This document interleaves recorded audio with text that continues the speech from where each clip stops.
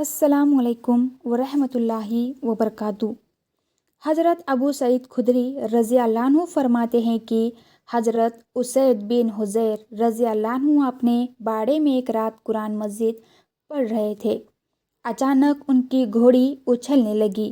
انہوں نے اور پڑھا، وہ گھوڑی اور اچھلنے لگی۔ وہ پڑھتے رہے، گھوڑی اور اچھلی۔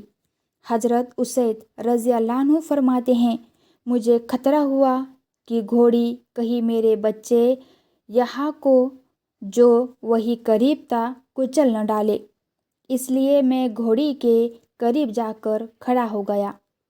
کیا دیکھتا ہوں کہ میرے سر کے اوپر بادل کی طرح کوئی چیز ہے، جس میں چراغوں کی طرح کچھ چیزیں روشن ہیں۔ پھر وہ بادل کی طرح کی چیز فضا میں اڑتی چلی گئی، یہاں تک کہ میری نظروں سے اوجھل ہو گئی۔ میں صبح کو رسول اللہ صلی اللہ علیہ وسلم کی خدمت میں حاضر ہوا اور عرض کیا، اللہ کے رسول میں گزشتہ رات اپنے باڑے میں قرآن شریف پڑھ رہا تھا۔ اچانک میری گھوڑی اچھلنے لگی۔ رسول اللہ صلی اللہ علیہ وسلم نے ارشاد فرمایا، ابن حضیر پڑھتے رہتے۔ انہوں نے عرض کیا، میں پڑھتا رہا، وہ گھوڑی پھر اچھلی۔ رسول اللہ صلی اللہ علیہ وسلم نے ارشاد فرمایا، ابن حضیر پڑھتے رہتے۔ میں نے عرض کیا، میں پڑھتا رہا، پھر بھی وہ اچھلتی رہی۔ آپ صلی اللہ علیہ وسلم نے ارشاد فرمایا، ابن حضیر پڑھتے رہتے۔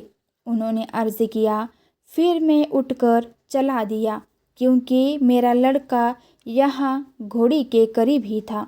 مجھے یہ خطرہ ہوا کہ گھوڑی کہیں یحییٰ کو کچل نہ ڈالے، تو میں کیا دیکھتا ہوں کہ بادل کی طرح کوئی چیز ہے، جس میں چراغوں کی طرح کچھ چیزیں روشن ہیں۔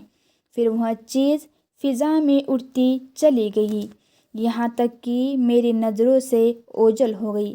رسول اللہ صلی اللہ علیہ وسلم نے ارشاد فرمایا، وہ فرشتے تھے، تمہاری قرآن سننے آئے تھے۔ اگر تم صبح تک پڑھتے رہتے تو اور لوگ بھی ان کو دیکھ لیتے، وہ فرشتے ان سے چھپے نہ رہتے۔